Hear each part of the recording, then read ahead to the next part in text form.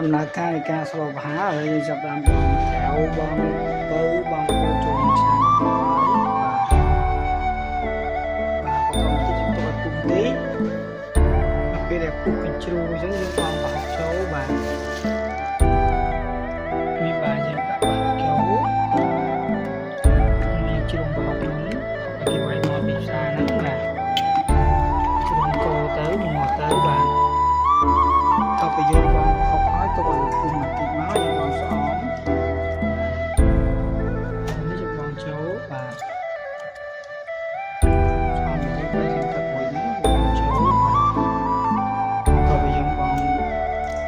ស្អមហើយយើងទុកមួយសម្បកយើងបងសុទ្ធសម្រាប់ចូលហើយពុំយើងសម្រាប់វាមួយនេះបាទ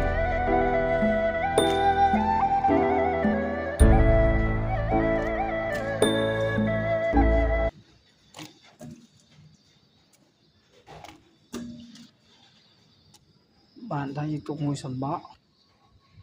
ហើយពុះហើយយើងបងត្រីអណ្ដែងចូលបាទអណ្ដែងចូលតទៅយើងបងត្រីអណ្ដែងចូលហើយយើងកូរវាឲ្យសព្វចូលឲ្យសព្វយើងដាក់គ្រឿងក្រៅទៅតាមចំណង់ចំណូលចិត្តយើងសិនលក់មកល្មមសិនបងយើងវាយជាងគ្រឿងក្រៅតទៅយើងដាក់គ្រឿងក្រៅហើយយើងបងស្រុកបាសបាទបងស្រុកបាសយើងភ្លក់គ្រឿងជាតិចំហើយបងស្រុកបាសចូលបាទបងស្រុកបាសចូលហើយយើងកូរវាឲ្យសព្វកូរស្រុកបាសទ្រូងបន្តិចបន្ទាប់មកយើងដាក់បាទបាសទ្រូងបន្តិចមកបាទ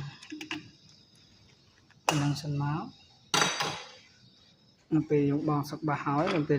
ស្រុកបាសយើងបងហើយពុះយើងចាប់ផ្ដើមបងម្អមជាការស្រេចសឡោផាបែបសុកស្រាយរួចរាល់